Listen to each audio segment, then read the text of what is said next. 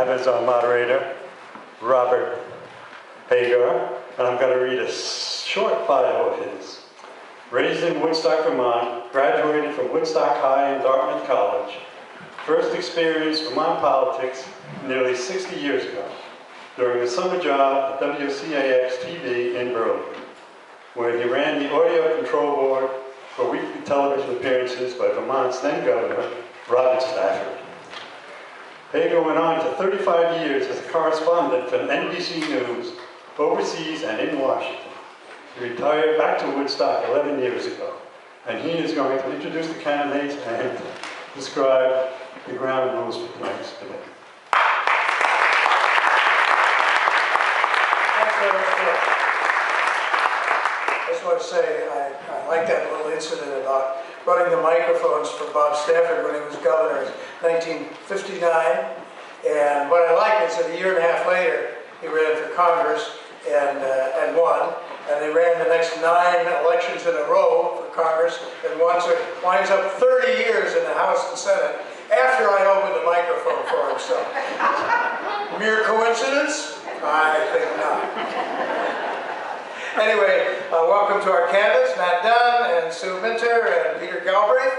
And thanks to the Windsor County Democrats for doing this. And here are our rules. We're going to start with 5-minute opening statements. We actually drew straws, real straws, for the order of the opening and closing statements. So the candidates will have 5 minutes for the opening statements, about 4 minutes for the closing statements. And then in between, on the questions, about 2 minutes to answer a question posed to them. And then if the other candidate wants to chime in, which I assume they often will, then they get a minute on each of those. And we'll try to make sure everybody gets about the same time. So here we go. Sue Minter drew the long straw, so she leads off. And by the way, on the closing statements, we'll just reverse them. And I should say one other thing. Be thinking too, we'll have a little 5-minute intermission as we get toward the end of the hour. Bathroom break or whatever, but I would invite you to fill out cards at that point. The cards somewhere around, or somebody's going to pass them out. I'm not sure how that works, but yeah, okay. There you are. Yeah. So we'll pass out some cards, and so if you have a question, sketch it down, and then after the 5-minute break, we'll try to go to the cards, so it isn't just me asking the questions. So start with the first statement from Sue Minter. Tell you about her first. She grew up in Philadelphia and then in Providence, Rhode Island. She graduated from Harvard, magna cum laude, I might add. Then went on to get a master's degree in urban planning from Massachusetts Institute of Technology. Decided she'd been up to Vermont a number of times on ski trips with her family when she was younger, and so she and her husband decided, made a lifestyle choice to move to Vermont, and Waterbury in particular. But she soon there became involved in community affairs and then winds up running for the legislature and served 4 different terms, so 8 years in the State House of Representatives. Then she was appointed to the Vermont, by Governor Shumlin, to the Vermont Agency of Transportation. And she was deputy director there, but picked out by Shumlin after Irene to run that whole big recovery program. So that was Sue's business. And then she ascended to the job of Secretary of Transportation after that. She's very athletic, an accomplished figure skater, and soccer coach as well. She and her husband have 2 children and still live in Waterbury. So here's Sue Minter for her opening statement, please.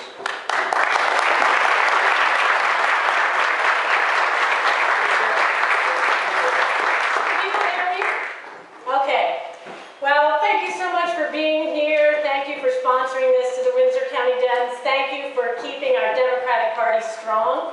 I want to welcome Peter to the race. Great to have more voices in our democracy. I want to tell you a little bit about me. I grew up in a pretty raucous household. I was the 4th child and the only girl. So my 3 big brothers kind of picked on me. They teased me, they practiced their wrestling moves on me. So I had to learn at an early age how to stand up for myself and fight back. They were a very competitive lot, and I was always growing up under their shadow, so I had to prove myself. And whether we were riding bikes, I always had to be the fastest, and we climbed trees, and I had to get to the highest limb. Because I wanted to show those boys that anything they could do, a girl could do too. And I moved with my husband David to Waterbury 25 years ago, and we chose to live in Vermont because we believe there's no better place to raise our family. And it's because of our strong public schools, our incredible sense of community, and our vibrant democracy. And I've really been throwing my life into my family, my community, and public service ever since. I'm a working mom with 2 great kids. My son Jasper is here. And I have been a volunteer in the school, served on the Early Childhood Learning Center, coached soccer, served on our planning commission, our downtown revitalization committee, and then in the legislature, until I was appointed to be the deputy and the secretary of transportation. So I've been running the 2nd largest agency of state government, balancing a $600 million budget and managing a workforce of over 1,300 employees, a very diverse workforce. I'm proud of the fact that under my leadership, we doubled the number of women in the maintenance workforce, and I worked hard to raise the wages of the frontline workers. But I'm most proud of the work we did after Irene, when it was our job to mobilize quickly and effectively and innovate and rebuild over 500 miles of damaged road and hundreds of bridges, including many here, in less than 4 months, something no one thought possible. And that experience has helped me to understand what Vermont is capable of. And now I'm running for governor, and I see too many Vermonters struggling just to make ends meet. And I know my job will be to help grow our economy by investing in infrastructure, supporting entrepreneurs, and developing a workforce for the 21st century. And we need to support our working families with an education system that begins with early childhood education and continues beyond high school. Because while we do a great job getting kids through high school, we're at the bottom of the country when it comes to continuing. And we need to break down barriers for more Vermonters to get access to livable wage jobs. And I know we need to continue our environmental stewardship for this beautiful state. And I will continue to work to clean our water and to support and grow our green, clean economy so that we can reduce costs and make sure we combat global climate change. I learned as a child that no challenge is too great. I'm a leader who brings people together and gets things done. And that's what I want to do as your governor. Thank you.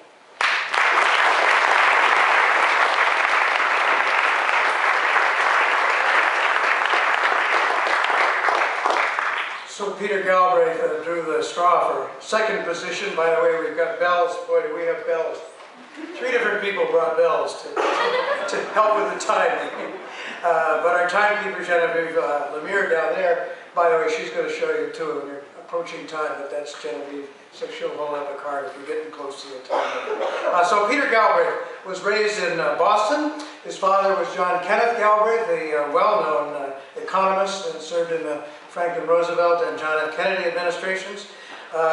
In his late 20s, Peter was actually chairman of the Vermont Democratic Party for 3 years. Then he went on to 14 years on Capitol Hill on the staff of the Senate Foreign Relations Committee. President Bill Clinton appointed him to be our first ambassador to Croatia. This was after the breakup of Yugoslavia.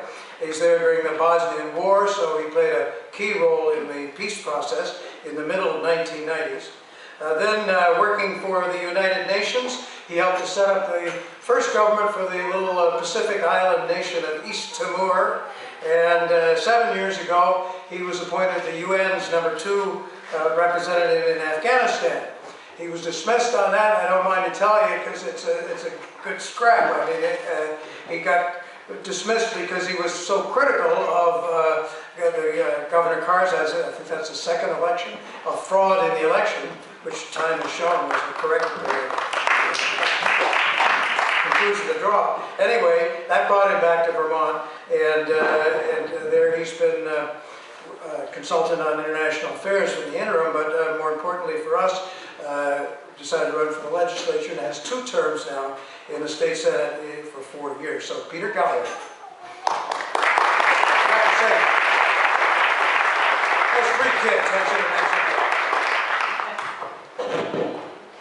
Well, thank you so much for that kind introduction. You might have noticed the arc of my career from the staff of the Senate Foreign Relations Committee to ambassador to Croatia to being a cabinet minister in East Timor, ever more important jobs in ever smaller places. But after Afghanistan, I thought I needed to come back to a place where I knew there would be a 1-for-1 correlation between votes cast and results announced. So people have asked, well, why are you running for governor now? Well, the first answer I have is, hey, at least I've been voting in every election in Vermont in my life, and I never thought it was a good idea to have campaigns that started this 18 months before the election. So that was one reason. But the other reason that I've gotten in, and the main reason, is that we've had a lot of talk about economic development, and frankly, if it was easy to bring in those high-paying jobs, I kind of think it would have been done by now. And not enough talk about what I really think is important, what we can do something about, which is economic justice and inequality. So what is it that we can do about economic justice and inequality? The first thing we can do is we can pay Vermonters fairly. We can raise the minimum wage. As a senator, I introduced a bill to raise it to $12 an hour. I propose raising it immediately to $12.50, in stages to $15. That would be the best anti-poverty program we could have in our state. But it also would be good for the economy, because low-wage workers spend 100% of their extra money, and they spend it locally. And wait, it's actually good for better-off taxpayers, because right now, taxpayers subsidize low-wage employers because their workers, in order to survive, are on various forms of public assistance. And I think it's wrong. And I think that if you work 40 hours a week, you ought to make enough money so that you aren't on public assistance. The second thing we can do is to have a fair tax code. Our tax code is riddled with special interest tax breaks that the legislature loves to put in and deductions that have no policy purpose. I voted against every one of them as a senator. Let me illustrate an example. You can deduct from your Vermont taxes mortgage on a house that's not in Vermont, that's not in the United States. Is there a public purpose for taxpayers to subsidize home ownership, say, in the Caribbean? And then we have a policy of economic development has meant giving subsidies to large corporations. My last vote in the legislature was against the budget because it had $5 million for IBM and Global Foundries. IBM had $11 billion in cash on hand. It was a $1.5 billion deal. Does anybody think $5 million would make a difference? That is not how we ought to be using our economic development resources. 98% of our jobs are homegrown. And incidentally, they don't get any government help. But so why would anybody open a business in Vermont? That's what the Republicans love to ask. Well, there's a reason. Sue kind of mentioned it. It's a great place to live. Why is it a great place to live? Because we protect our environment, because we have great schools, because we're a healthy state, we have low crime, we have a sense of community. That is, as economists say, and I come from a family of them, our comparative advantage. That is where we ought to invest. And there are things we can do. Talk about green energy. Well, when I was in the legislature, Vince Aluzzi and Tim Ash and I, it was a tripartisan effort. We tried to have the state take over Velco at the time, our transmission lines, because it would have been a great investment for us at the time of the GMP-CVPS merger. Today, we now have an opportunity to take over the dams on the Connecticut River because they're back up for sale. We lost that opportunity. Let's take that opportunity now. That's good, clean energy, and it's a way for the state and people of Vermont to make a profit. Finally, I led the fight in the Senate to ban corporate campaign contributions. It wasn't successful because the approach, unfortunately, of too many Vermont politicians, including, I'm sorry to say, my own party, is let's get corporate money out of politics. All Citizens United is terrible. But don't take away my corporate campaign contributions. Vermont allows corporate campaign contributions which have been banned under federal law since 1907. They're banned even in the state of Texas. So I say, let's actually do something about that. And let me just conclude by saying, elections are about choices. You will see that on the issues, I'm going to offer you a very different choice. Thank you.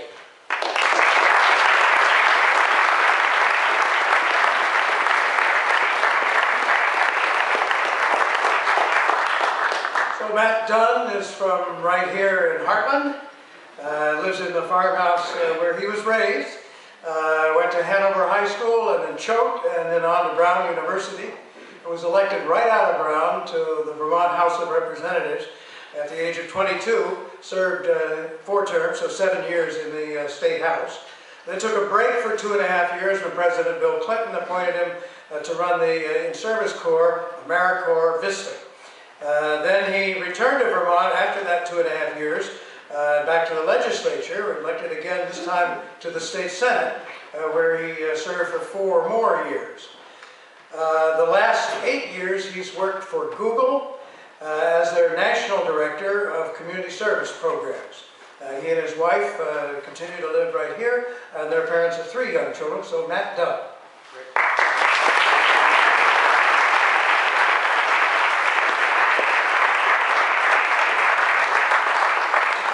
Thank you, Bob. And having spent the last several weeks traveling around the state of Vermont, everywhere but home, seeing this audience, I am so glad to be a Windsor County Democrat. It is great to have you here. I would like to welcome Sue and Peter to Damon Hall. And because it's actually one of the most important buildings in my life. I learned to overcome my stage fright right here on this stage. Behind that wall in the town clerk's office is the death certificates of both of my parents and Sarah and my marriage license. On town meeting day, I used to skip school and sit right there and look down on democracy in action. I danced here, I voted here, and I ate many, many Peter Welch spaghetti suppers with you here in this audience. When my father died when I was 13, the town of Heartland was there for my family. They got me off to college, and in 1992, the same year that I graduated, they elected me to the legislature. I helped to grow a Vermont-based business, and then my friend Merle Weinberger, also from Heartland, made an introduction that led to the Clinton administration bringing me on board to head up the AmeriCorps Vista program for the whole country. I came back. The people of Windsor County elected me to 2 terms in the state senate while I worked at Dartmouth College, creating programs to support students who wanted to go into nonprofit management and public service. For the last 8.5 years, I've headed up community affairs for Google from an office in the Tip Top Bread Factory building.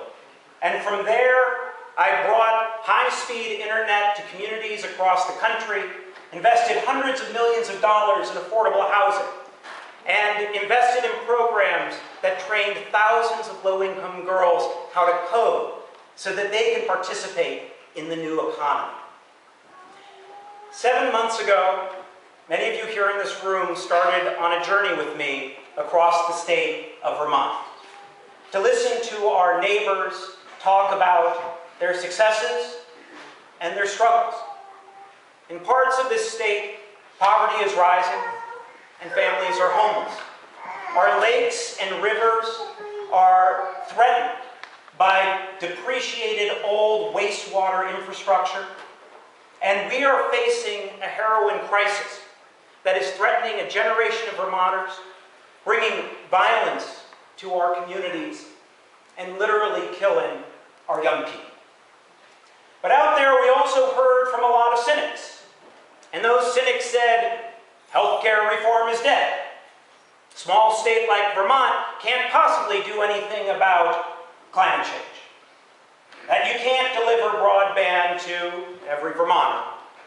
And that Montpelier can't really do anything to make a difference in the economy in our state. And what they also said is, oh, Phil Scott's just going to win. No. Democrats might not even try. And I am here to tell you that they are wrong. That we cannot let the cynics win.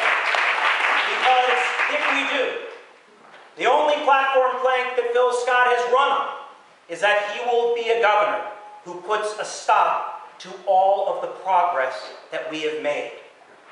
And we can't allow that to happen. Because we can fix the damn Health Connect website, bring us universal primary care, and stay on the path to single-payer healthcare reform. We can deliver on the promise of bringing broadband to the last mile and unleash our entrepreneurs and become a state that leads the nation in telecommuters. We can take on the heroin epidemic for the epidemic that it is and actually put people on the ground to do interventions, invest in mental health, invest in prevention, and make sure that doctors are prescribing opioids as the last option, not the first option for pain. And we have a model for someone who stands up to the cynics in our own Bernie Sanders. He has shown what happens when you get everyone involved in the democratic process. Together, we can win in November and create an economy that works for all Vermonters and for all of Vermont. Thank you.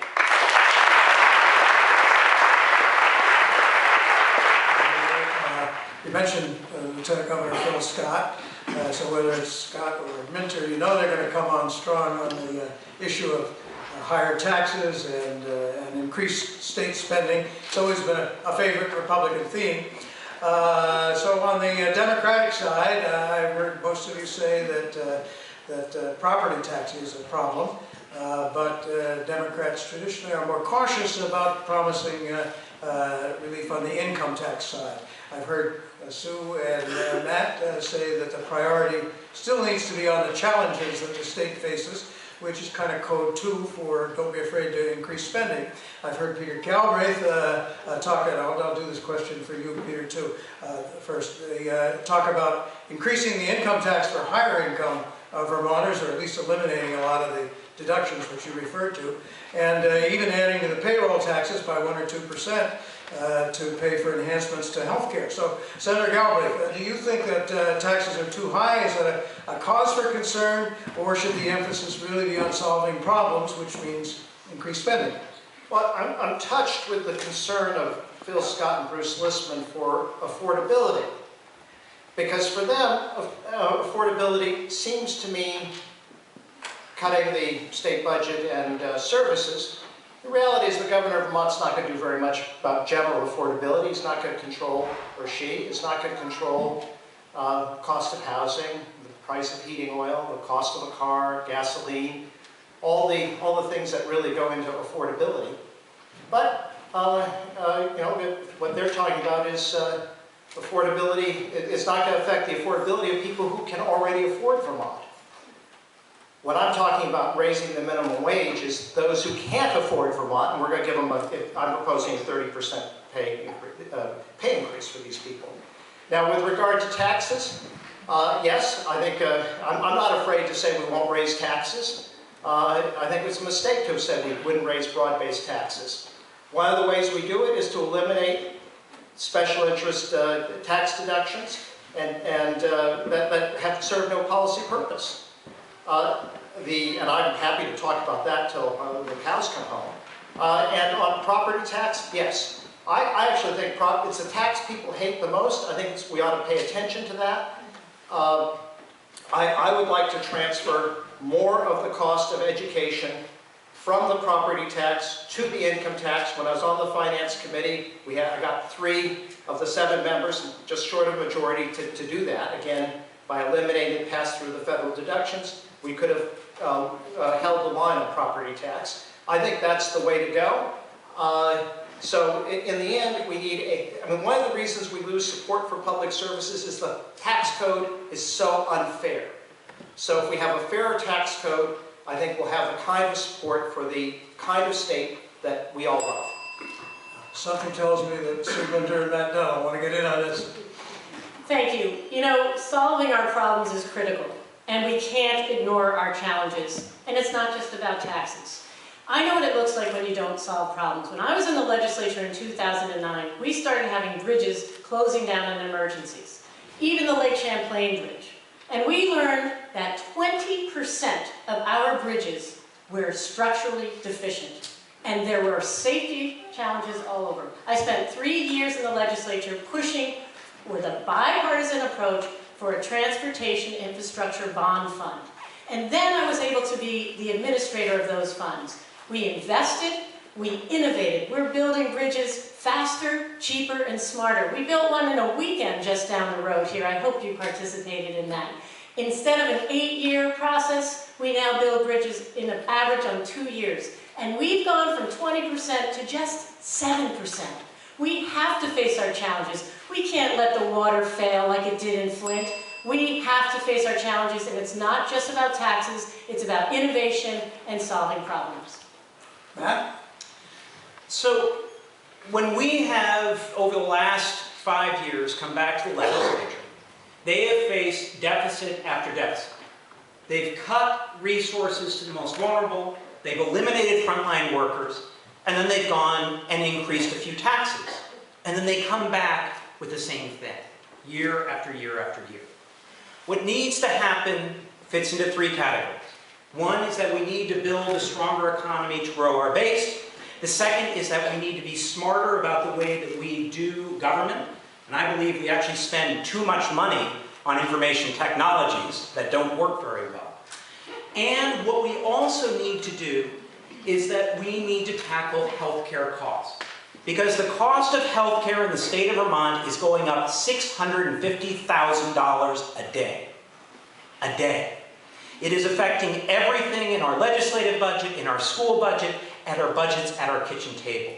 We can change the way we pay for education, and I will, and so that we can base it more on ability to pay and tackle healthcare costs.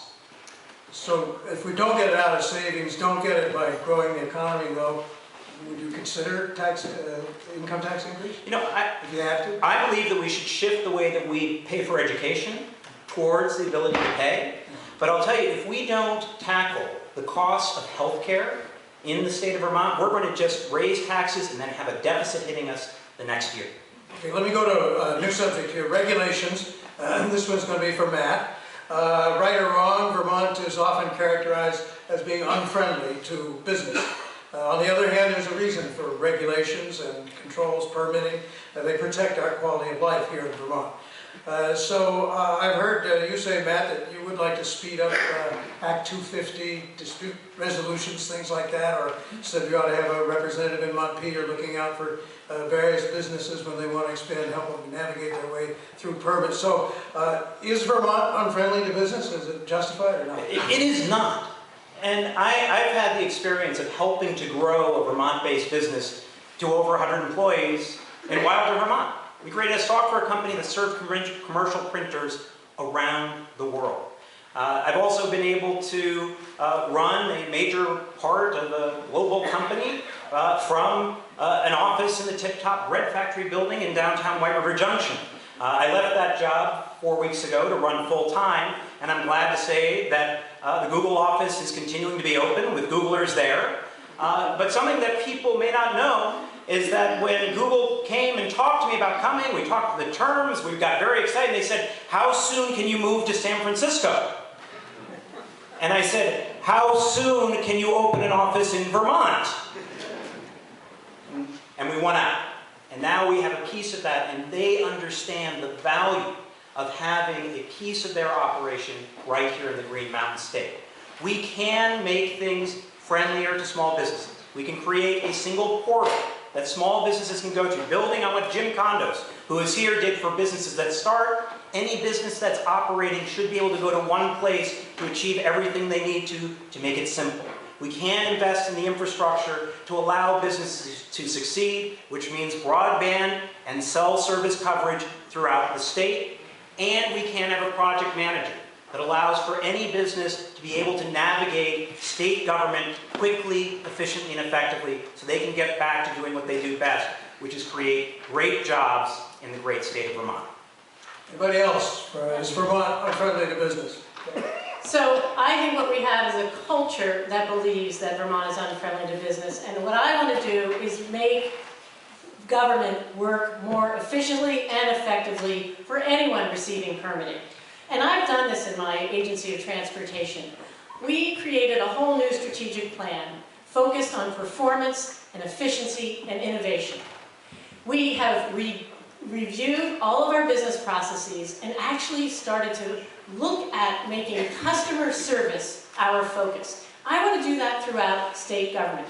Just think for a minute about your experience at the Department of Motor Vehicles. It used to take you half a day's work. I know because we measured every week when I was secretary that 80 to 90% of people get in and out within 30 minutes. We changed our business model to focus on the customer. Go tell me next time how you do. And we want to do that for businesses. We absolutely can make permitting more efficient.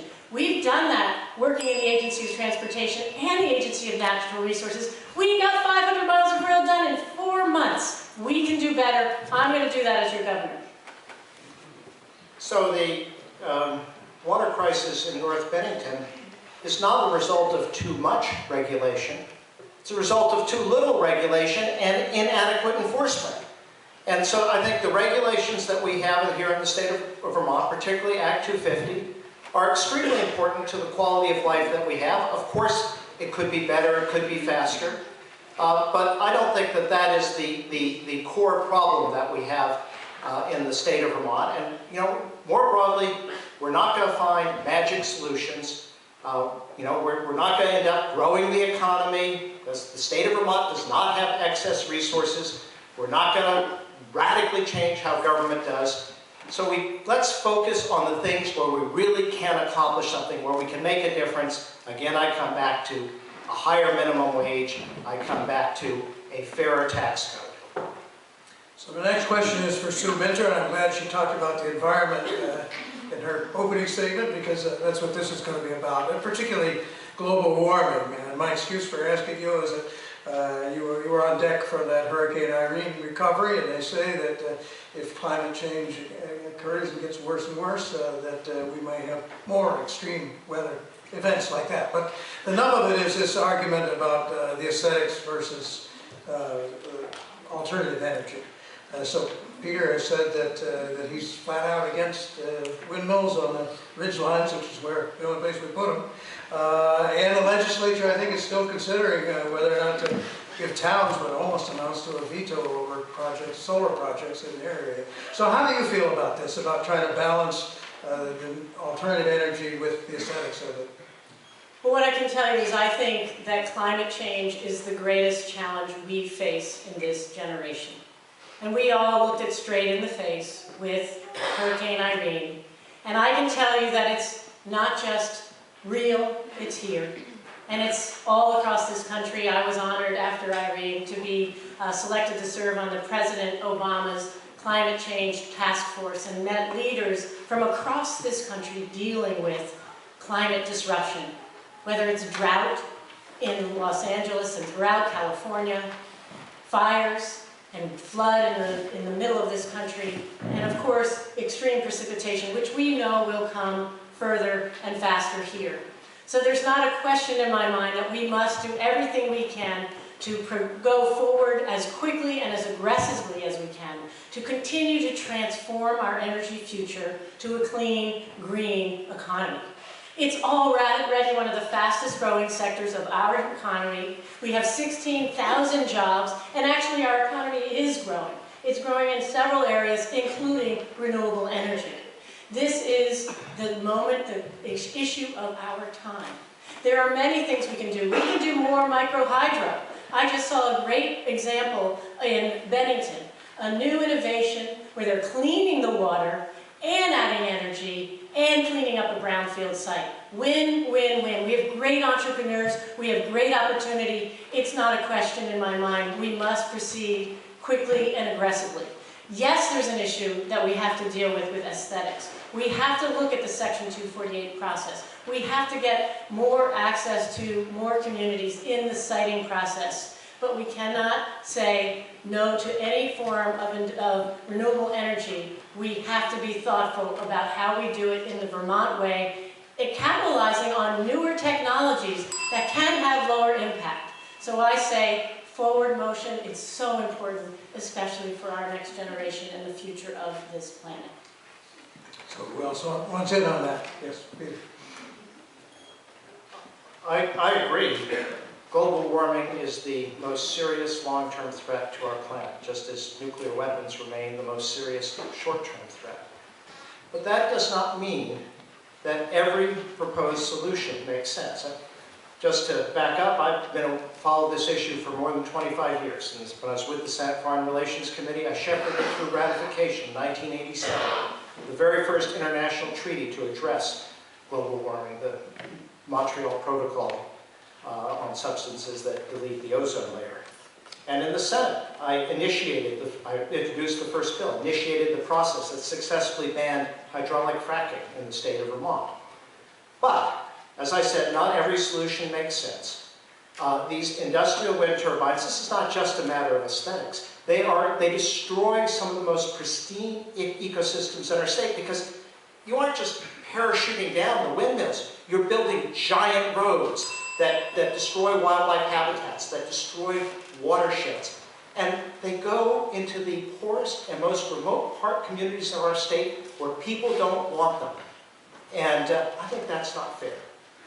So if one of the values of tonight is to at least point out what differences there are among the candidates, and there's a pretty stark one. So let's go to Matt, where you come down on this. Sure. So one of the reasons I got into this race is because I got a call from my friend Bill McKibben, who asked me to come over to Middlebury, and he asked me to get into this race.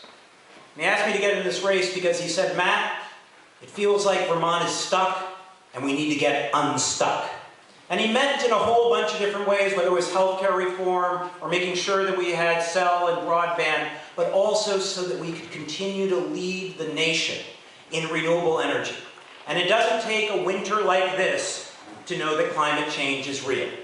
We absolutely have to keep moving forward on our investment in renewable energy. And as Sarah will tell you, we put 150 kW of solar panels on our property. And we worked with our neighbors, and we made sure it was sited right. We can do it in the Vermont way and continue down the path of reducing our carbon footprint. But my first priority is on efficiency. And that's why I've proposed a $100 million energy efficiency fund with bonded money for apartment buildings that would be paid down by the reduction in the utility costs for the people who live there. That is the kind of progress we can make and put people to work and reduce our carbon footprint. So next subject is healthcare, and I think whoever wants to take this, and we can give everybody equal time rather than asking one candidate, but you can each talk about it.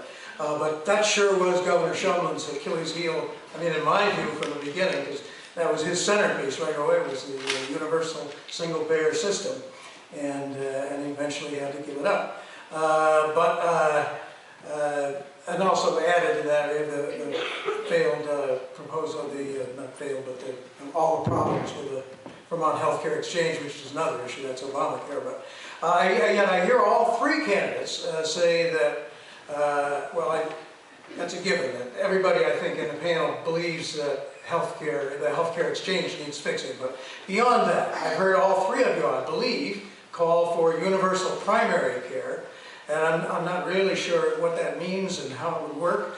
And I also wonder, it sounds a little scary after Governor Shumlin's experience with that, but so whoever wants to take it, and I'm sure everybody will want to comment, sure. So I'll start. We have to continue down the road of healthcare reform. As I mentioned before, the cost of healthcare is going up at $650,000 a day. And over my career, I've had some experiences that lead me to believe that we can move forward. I actually managed a self-insurance program when I headed up AmeriCorps Vista. We didn't do it because it was righteous. We did it because it got the best health care to people at a much lower price. And over the last 3 years, I've served on the board of Dartmouth-Hitchcock Medical Center. And I thought I knew something about health care. Turned out I had a lot to learn. But what is clear to me is that the providers know that we have to change. We can't keep having a fee-for-service methodology. But what brought it all home for me is something that many of you know, which is at the end of the 2010 campaign, at that primary with about a week to go, my brother had a stroke and almost died. And we lost both our parents, and he's divorced. And so what do? You come to the hospital and you spend it there with your brother, who, by the way, flatlined on the second day. And he had 2 part-time jobs, neither of which had health insurance. What that also meant, beyond the financial impact, was that he had no primary doctor. And so specialist after specialist after specialist came in and was giving different diagnoses and recommendations to me to make a decision on behalf of my younger brother. And what it brought home to me is the inefficiency and inelasticity of healthcare. We were not negotiating rates as an ambulance was racing from Mount Escutney to Dartmouth-Hitchcock Medical Center for surgery. And because he didn't have a primary care physician, he did not have a quarterback to talk about the issues that he was facing in healthcare and to help us make a decision. Universal primary care will guarantee that every Vermonter has a primary care doctor that they are paid for to take care of the people in their portfolio, not by how many visits they have or MRI machines they get moving. That is our future. That's how we can move our state forward. So my goals as governor with respect to healthcare are really 3 things. Number 1, we have to make Vermont Health Connect functional. Not just because of the service it provides and the need for seamless, but to restore faith in government. And this worries me greatly. I'm someone who believes in government, knows how to make it function, and how to deliver for the public good. And that's what we need to do. Number 2, it's about containing costs. As Matt has said, this is the critical thing. No matter how we finance, if we don't reduce the costs, we are all paying too much. We do not have a system of care. And that's what the reform needs to really be focused on. How do we reform payment to get away from paying doctors based on how many visits, how many pills, and how many procedures, instead to focus on outcomes and providing health. If you think about a hospital for a moment and how they meet their bottom line, under today's system, they need to fill their beds to meet their budgets. If we reverse and transform this system, what we want is to keep people out of the hospital. So we need to incentivize providers to keep people healthy and to integrate care so that when people are discharged from a hospital, they have a system of providers. And when we do that, and the hospital is in fact penalized if that person comes back to the hospital, they're going to invest in all of the ways that we prevent health emergencies. Because it's the emergency room and the hospitals that are jacking up the prices for everyone. The more healthy we can keep everyone, the more our prices go down. The more we can transform this system and incentivize health and outcomes instead of the way it is now, the fee-for-service. That's how we're going to reform our system. I would also mention that we have the best, second best in the record. 96% of Vermonters are now insured thanks to the good work of all of us and in this state. We are the second highest in the country. That's access. Now we need to reform care and payment. So I agree with what Matt and Sue have said, but I think the question about the need for reform, the kind of reforms that need to take place to the payment system and the way in which healthcare is delivered. But I think your question was about how to pay for it. And that sure is an important consideration. And this is the problem. So did Shumlin in, right? This is the problem I had with what happened with Act 48. We went forward, we had this great healthcare system, and we passed it in 2011 without a system to pay for it. I have to say, when I made a statement for the record when I voted, explanation of vote, saying, I'm for it, but I think we should have a system to pay for it. And guess what? There was only one way to pay for it, and that was with a payroll tax. It was no secret. It didn't need to be kept secret. The governor, frankly, was unwilling to do the other part of the process. So there is one person, one elected official in the entire state of Vermont who ever offered legislation for how to pay for it. And that was me, with an 11% payroll tax on employers and a 2% payroll tax on individuals, plus some changes in the income tax. Basically, again, eliminating the pass-through of federal deductions. And what I will tell you is that whatever I propose, I will be honest about it. I'll tell you how I'm going to pay for it. So let me tell you the alternative. When it became completely clear to me in 2014 the governor had no intention of going forward with this, I offered an alternative, which was to have a public option on the Vermont Health Connect exchange. Basically, you could get a gold plan for the price of the silver plan. The silver plan gets federal subsidies for income.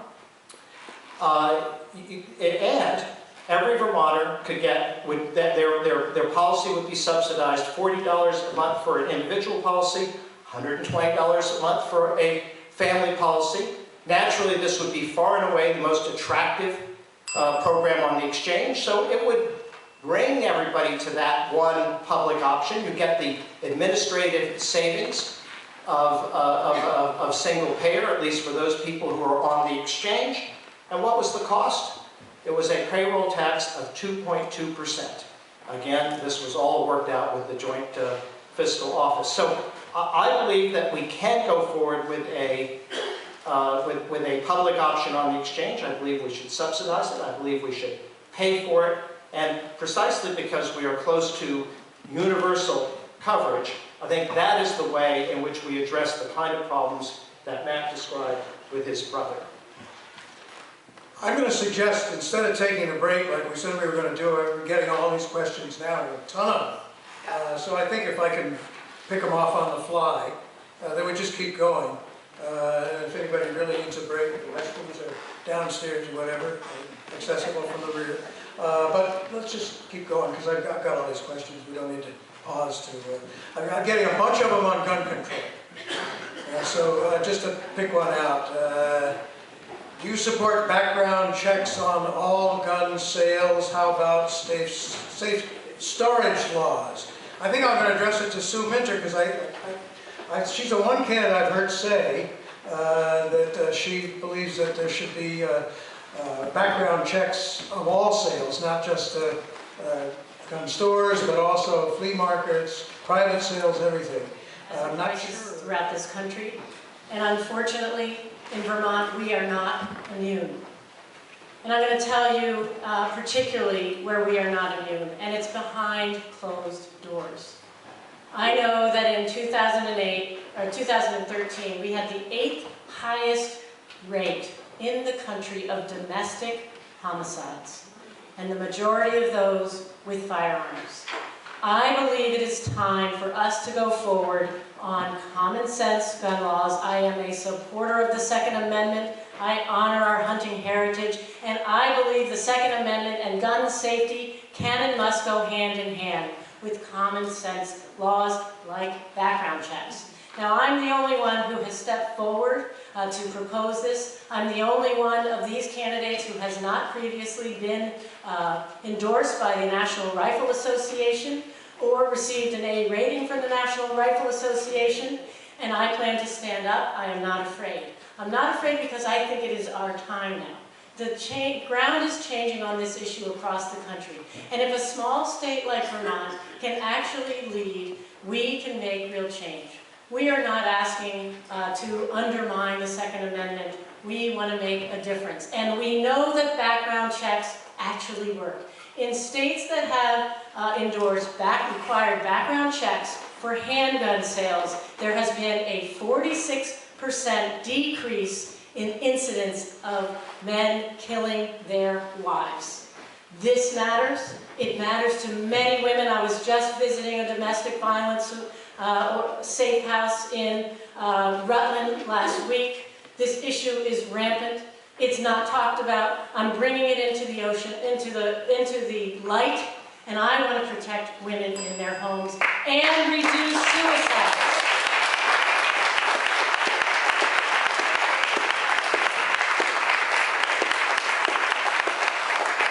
Not certain yet whether we have a difference here among the candidates, but we may. Peter, and then I'll go to Matt. Well, Sue, you're not alone. And I also really applaud and admire your sticking your neck out on this issue against the supposed conventional wisdom. So my position is, I agree with Sue.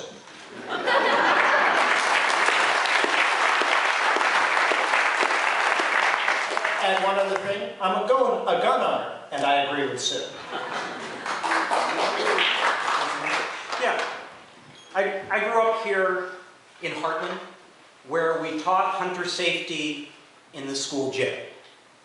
My father gave me my first rifle when I was 12 years old.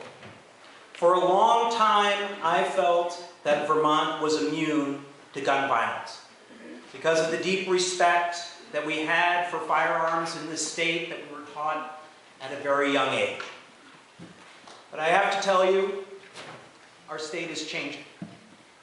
The opiate epidemic, in particular, has caused violence in our communities that we have not seen before, and has turned firearms that might have been sold for hunting purposes or other purposes in the past into a currency for drugs that lead firearms sold here to go to other states.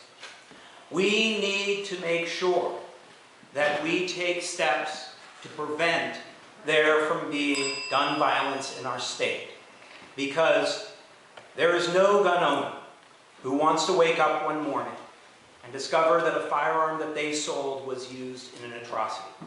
We need to take a holistic approach to doing this that ensures that we stop those kinds of sales, but also address the other issues around gun violence in a comprehensive way. So does that mean you agree with Sue Minter on the background checks for all sales? Absolutely, but we need to go further and in a more integrated way. I got several questions here about drug issues, and you mentioned opiates, but that opens the door to the marijuana issue, which is still being debated in the legislature. Now let's see what I remember of this. Matt had said in his campaign positions that he'd like us to, Vermont to take a lead on this. Sue, I'm forgetting now. You said you were for the legalization of marijuana, and I know Peter said that as well. Are there differences among you on the marijuana issue? Or are you all, I know you're all for it. Well, I'd like to explain what I think. I have come to a place of supporting it because I know that we have high usage rates among youth in this state. That young people say in the Youth Risk Behavior Survey, and whenever I'm meeting young college students, they have more access to marijuana than they do to alcohol. And it's because it isn't regulated. But what's even more compelling to me is that some of what is being used is being tainted. And when I visited the Opiate Treatment Center in Burlington and learned that from the director that some heroin-laced marijuana is being found on the black market, that really made a difference for me. Because what matters is, for me, three things. We must have a system, because it will be the governor's job to implement this. We have to have careful regulation and distribution, beginning with our medical dispensaries that now know the potency of what they sell. We need to have, as a mom, I want to have a robust education and prevention program, because when we did that for tobacco after the tobacco settlement, we know that smoking rates went down when we put a lot of money into education for young people. But third, as the former Secretary of Transportation, I am very concerned about impaired driving. And we know that our drugged driving rate has increased. So I want to know that there will be enforcement and including a roadside test. So I have three key needs for me as governor to implement this law, and I believe we need to go slowly. On that subject, I heard Peter Galbraith say conversely that he believes that beyond licensed growers of marijuana, that anybody should be able to grow it, I believe. So the question of regulation, I believe that when marijuana is legalized, it should be regulated. It should be the product should be safe. It should be a source of revenue for the state, and there should be procedures, as with tobacco and alcohol, to keep it out of the hands of minors. Unfortunately, that kind of regulation is not going to affect the black market, where kids might still get illegal marijuana, but those are the criteria. But I'm not in favor of having licenses handed out to very few people. So I would like which would become very profitable. I think it should be done in a way, as long as it can be, as long as these criteria can be met, I would favor a more open licensing system. And also, I mean, that we have the reality that people grow their own normally. I don't think that should be illegal, again, provided that it is for personal consumption and it is not getting to kids or being sold.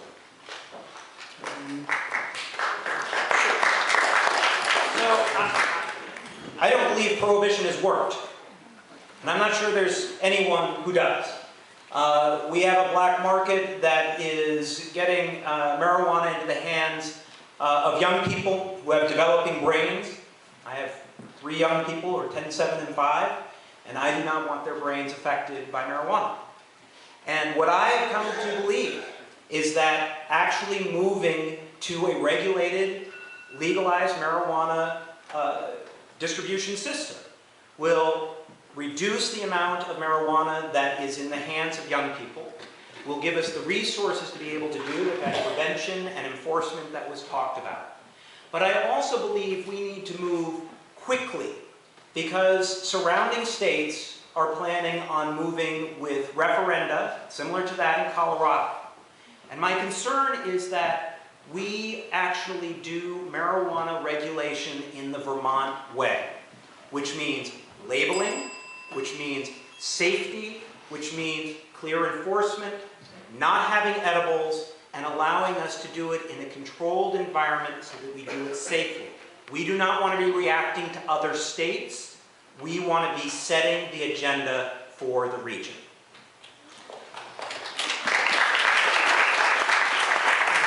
Here's an issue I think probably doesn't take a lot of time to answer. It's a fairly simple question. Will all 3 of you commit to not taking donations from corporations to follow Bernie's lead? I know Peter and Matt have both said that, and Matt, I think, gave $16,000 back to corporations. Sue Minter has meanwhile said she won't take them from Wall Street, but has not closed the door on other corporate. And incidentally, Phil Scott said he'll be happy to take the corporations that the Democrats have turned down. But have I got the positions right, and anybody want to add anything? I would love to Sure, please. to that. Thank you. I want to tell you that I am incredibly concerned about the role of money in politics. And I've never felt it more strongly than I do right now. Because we on this stage are in a virtual arms race. And I personally do not have vast personal wealth. I have not been working in corporate America. I don't have access to that kind of people with money. I have been, for the last 15 years, a public servant in the state of Vermont. And I have asked for support from many people. And when a business, I have worked very hard on downtown revitalization in Waterbury. I've worked on the flood recovery. And when my local businesses, Stowe Street Emporium, the Cold Hollow Cider Mill, and the coffee company want to support me with their donations, I do not want to send those support back. I'm not getting large corporate donations. I will look at every donation I receive and make sure it is not from someone who I do not support, who does not support my values. But this is Vermont. And you know what? I have to be able to be competing in this competition and be ready to win the final. And it's going to take a lot of work, folks. I'm incredibly proud that I've been getting as well off as I have through the hard work, but it's going to take a lot of support to get us to win, because the Republicans are going to be dumping money into the state they've already set up, so we cannot shrink for the sake of stating that we are not taking certain donations. I'm not taking money from Wall Street. I am taking money from Vermont, small businesses that are Vermont-owned, and support the work that I have done from them, and I'm proud to do that. Thank you. We all in on this issue. Anybody else want to? I agree, especially just starting this, that there's a huge problem with money in politics. And I'll say to Matt and Sue, I'll agree to any reasonable spending limit, because we can all agree we'll stop at a certain point. They actually have an advantage because they've been fundraising so far. I haven't been. But okay, we can agree on a set amount. That might leave some money then to run against the Republicans. I'm happy to do that, because I don't actually think this election is going to be decided by who spends the most money, particularly not the Democratic primary. It's going to be decided by the ideas, the choices you make listening to us. But I do want to come back, because Sue, you said this is Vermont, and I'm sorry to say, yeah, this is Vermont, because we pretend we're such a clean government state. But look, who are the largest contributors to Vermont political candidates, including legislative candidates? The wholesale beverage industry, Casella Waste Management. Do you know that how hard it has been to expand the bottle bill? You know, nowadays, most of the bottles that are in the bottle bill was an anti-litter bill. It's not a recycling bill. Most of the bottles that we now have or on the roadside, they're no longer carbonated bottles. They really went around 40 years ago. It's water and juices. And we can't get the bottle bill expanded because, well, it's opposed. And I suppose some people say it's just a coincidence that the largest contributors to the wholesale beverage industry and Casella Waste Management, but I don't believe that for a minute. You okay, Matt? Weighing in, look, I think Vermont has the most unanimous opinion that corporations are not people. And we need to push back against the Supreme Court. And part of that is actually passing laws in the state of Vermont that would match that. And there is no reason why we can't adopt what the federal government has for federal candidates for almost 100 years, which is you don't take direct corporate contributions. And I felt it was important enough that we actually gave money back from corporate contributions. I also believe that it's not appropriate for someone who has a huge amount of money to be able to donate the max, and then to be able to create an LLC and donate the max through that, and then create 5 more and donate through all those LLCs, which does happen. And it's not right. Because I also believe that it's not okay for people with huge amounts of wealth to be able to write big checks to a candidate through multiple ways, or for themselves in order to win an election. Vermont is better than that, and we need to be.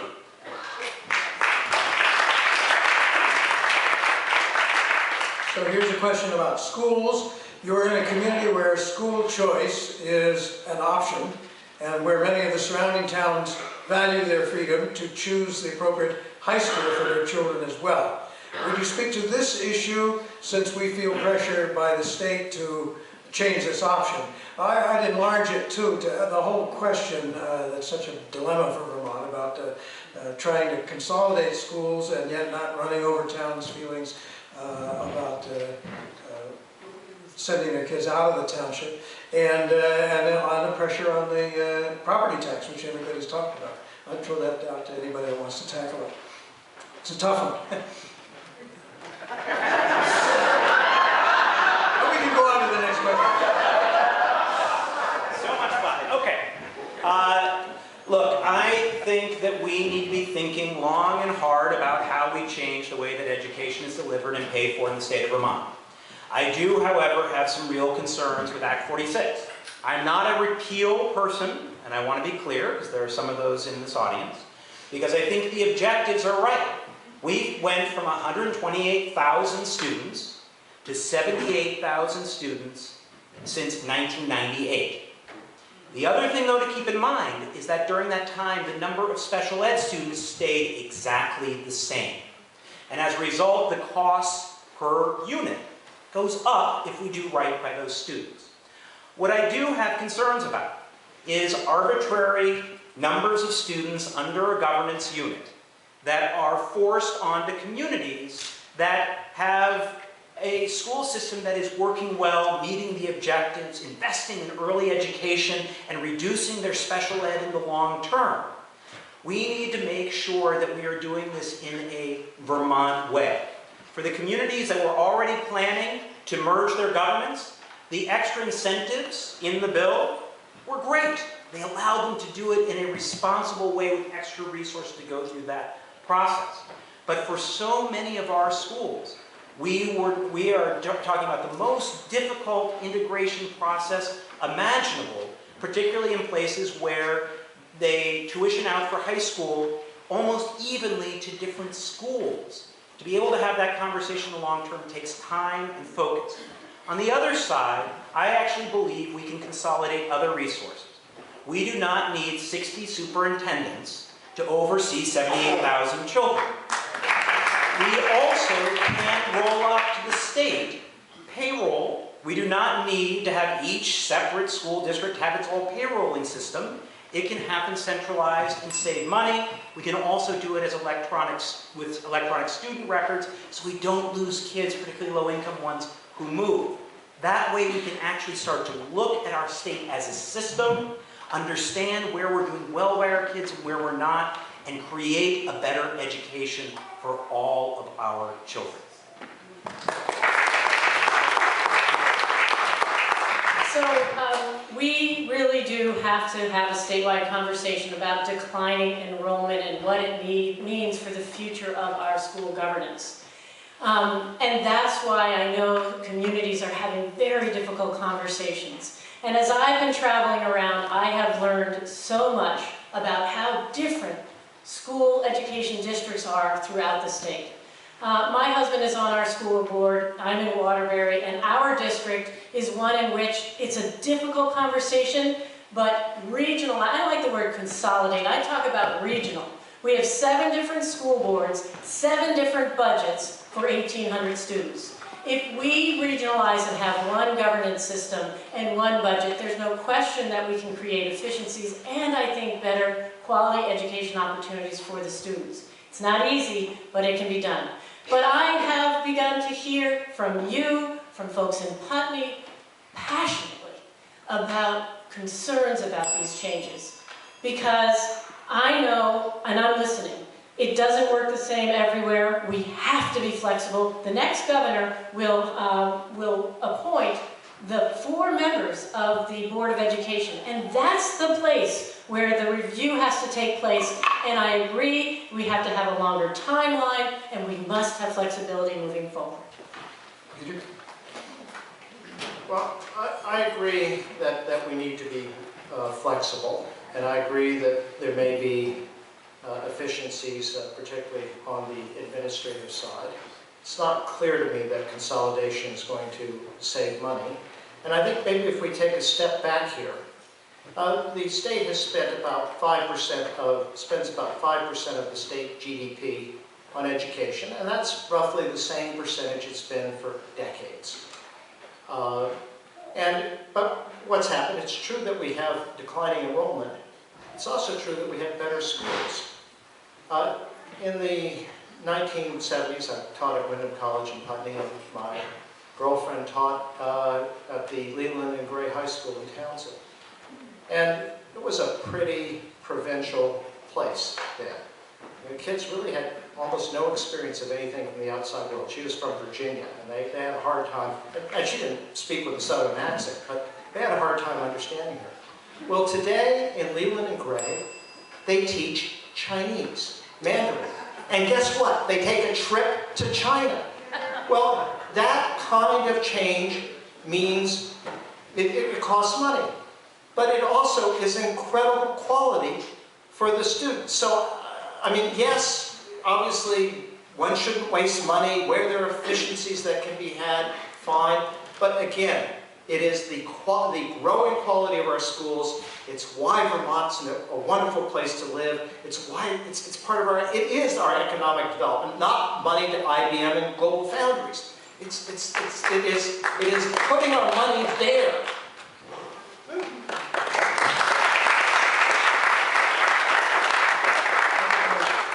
One more generic question and then go to closing statements. But Peter Galbraith has, I think all three candidates have, I believe, said that they are for increasing the minimum wage. I'm not sure that, but I think so. But Peter has specifically said, it's now $9.60 an hour, by the way, in Vermont.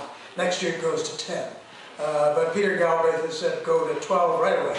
And $12.50, so excuse me, okay. And then in 5 years you can work your way up to 15, which we've heard about, talk about that in California. I think Los Angeles has actually done it. And New York is talking about chiming in this week. But for Matt and Sue, what do you think about a goal for minimum wage? I think you both would like to increase it, but I'm not sure whether you want to increase it that fast. I think that's right. Right now we have the second highest we are the fifth highest in the country at $9.50. And we are on track to get to $10.50 by 2018. I applaud Peter for raising this issue. I absolutely believe that anyone who works full-time should be able to meet their expenses. I know that's why I, as secretary, worked very hard, and I had to convince a lot of people, including a lot of legislators, to raise the pay for our lowest paid workers, the road heroes who fixed our roads after Irene, and I pushed hard for their pay increase. We have got to continue to move forward. I want to move forward in a sustainable way. I don't think $10.50 is enough, and I will continue when we meet that to be looking at where we're at relative to other states and continue to move forward. Matt? So I think we need to move to $12.50, and I'm actually with Bernie that we need to then be on a track like California is to get to $15. Okay, we'll go to closing statements. We agreed to do the opposite order in which we started. So Matt Dunne, I got this right? Let's see. Yeah, Matt goes first because he went last on the opening statement. So closing statement from Matt Dunne. Great. Oh, well, Peter, I didn't give you a chance to get in on the minimum wage. You gave us position. I did, yeah. I'm sorry, Matt, but I should. Yeah, that's only fair. Well, all I can say is there hasn't been a specific figure on any of your websites, and I haven't heard dates from Matt or Sue. I'm for $12.50 immediately, moving to 15 in stages, and it is really simple. The notion that we're going to grow our economy by magically producing these high-paying jobs, why hasn't it happened already? Has our current governor been so incompetent? I don't think so, or the previous one. We are subject to the same macroeconomic trends as the rest of the country, the same demographic trends. But what we can do, what is in our power, is to raise the minimum wage. Now, of course, the argument is, well, we'll lose jobs. Oh, that's possible. But, you know, from the point of view of our side of the state, because I'm from Windham County, you know, a lot of those jobs already have gone to New Hampshire. But here's the reality. You can't flip a hamburger in Hinsdale, New Hampshire and serve it in Brattleboro, Vermont. You can't load somebody on a ski lift at Stowe from New Hampshire. And most of these minimum wage jobs are not movable jobs. So I think this is something we can do now. You know, want to make our state affordable. Let's not make it affordable for those for whom it's already affordable at the top of the income bracket. I want to make it affordable for those who are at the bottom, who are really working hard. That's what we can do, and we can do it now.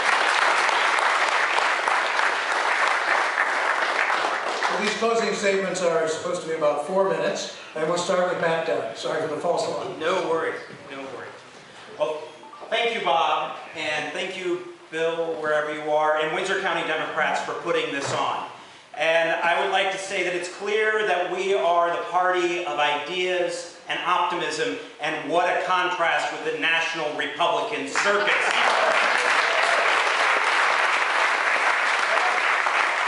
At the end of the day, what motivates me to get out on the campaign trail is when I drop off our 3 children, Judd, Abe, and Cora, at Heartland Elementary School, where I went as a kid.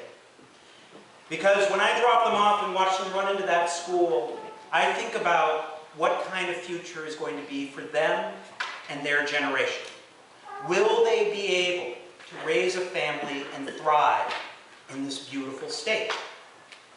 But for all of you, the question is, who can actually deliver on a promise of an economy that works for all Vermonters and for all of Vermont, and who can win in November? Helped by mentors and friends in my community, I had the opportunity to actually experience growing a Vermont-based business to over 100 employees.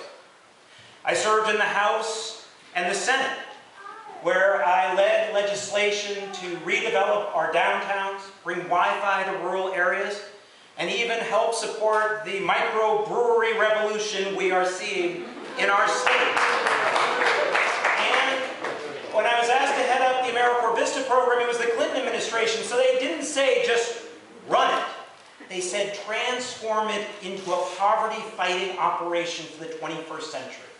And we did a reorganization. We brought the best strategies for empowering people out of poverty. We used technology to reach more people. And we looked to frontline civil servants for their best ideas for how to make us more efficient and effective. And at Google, we invested hundreds of millions of dollars into affordable housing. We trained low-income girls how to code. And yes, we actually brought broadband to communities across the state of Vermont. So if high-speed internet is your issue, I am your candidate. 21st century, we need to have it. But you know what? We need to be honest about it. We have a governor who says all but 3 E911 addresses either have broadband or they have a funded solution. Now, I happen to have 3 E911 addresses. I don't believe I'm the only person in the state of Vermont who doesn't have either. So let's be honest about what we can do, and that's the first place to begin. Let's be honest about broadband. Let's be honest about healthcare. Let's be honest about our economic development policy. Let me just transition here. The point is, elections are about choices. And I think you have 3 candidates, all of us have management experience. Matt in the private sector, and at AmeriCorps, Sue at the Department of Transportation. I've run some very large organizations in war zones. That has its own challenges. I think each of us is going to be a very qualified governor. I think the question is, what are we going to do as governor? And elections are about choices. And I want to be clear, I am the only candidate who has a very clear platform on the minimum wage, $12.50 right away, going to $15.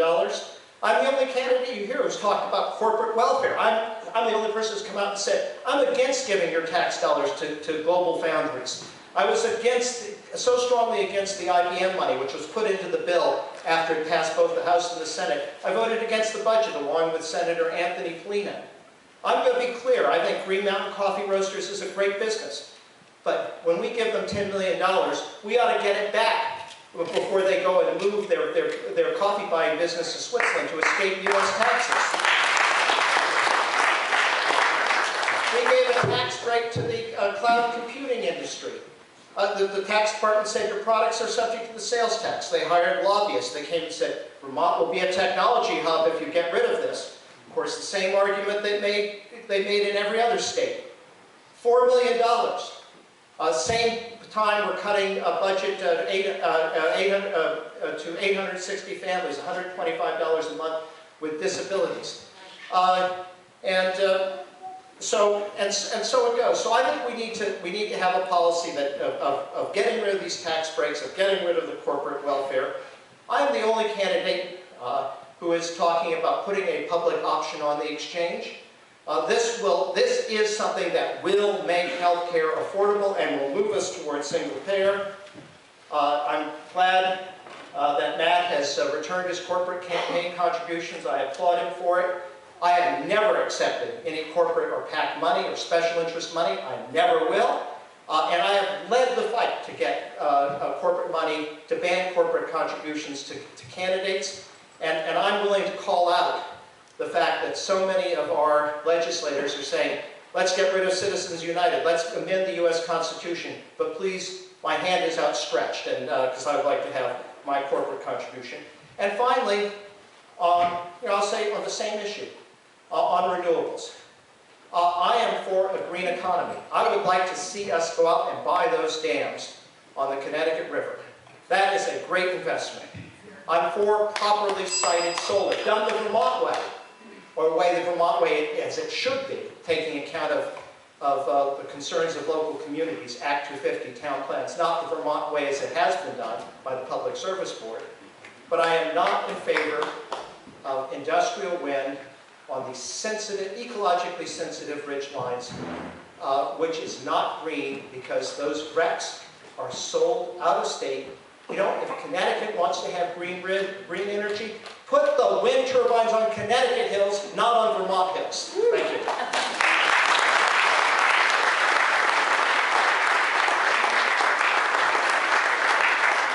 Thank you, Peter. And closing statement from Sue Minter, please.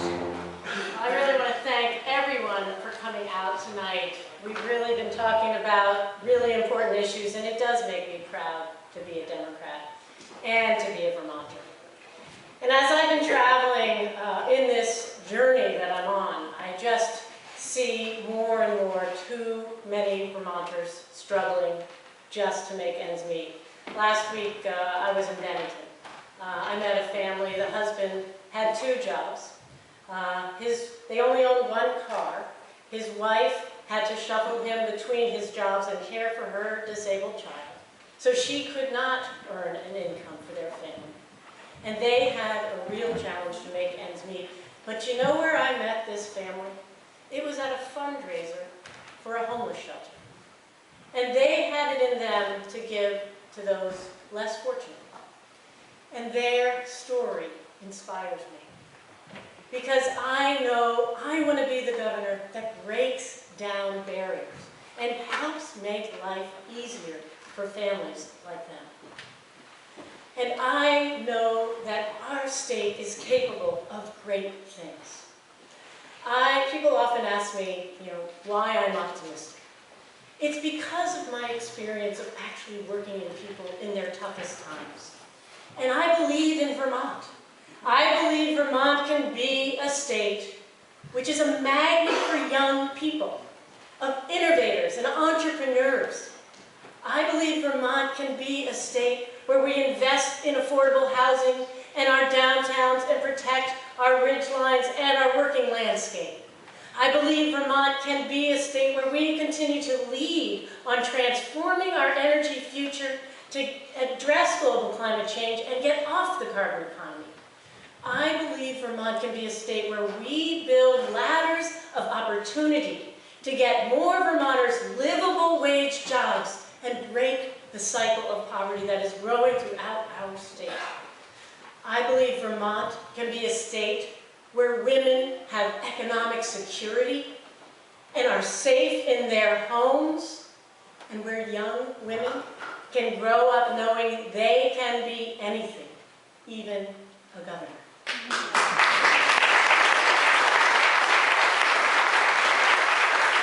We face enormous challenges, and we've talked about many of them tonight. And I am often asked how I have hope, because I am an optimistic person. And it is because of my experience working with Vermonters in their toughest times, and also at their best. And I remember just days after Tropical Storm Irene wiped out my community of Waterbury, and I was at the home of my friend Tom Drake, the principal of our middle school. And he was in his home and he was knee deep in mud. And all of his belongings were out on the street. Everything was lost. And as we looked up the road, it was the same scene in house after house. And when I sat and talked with Tom and his wife Madeline, what they told me, it wasn't anger, it wasn't frustration, and it wasn't blame. What I heard from them was gratitude. Because in their time of need, they looked around and there was an army of volunteers there to rescue them. And they were there for days and weeks, and in some cases, years, in communities like this, all around this state. And I know what Vermont is capable of when we come together in a united mission and we work together. And I know the best of Vermont is when we work together. The best of Vermont is when we are all in and we can make the impossible possible. I'm a leader that knows how to bring people together and get things done. And that's what I want to do to move Vermont forward. I want to be the next governor of the great state of Vermont, and I'd love your support. Thank you.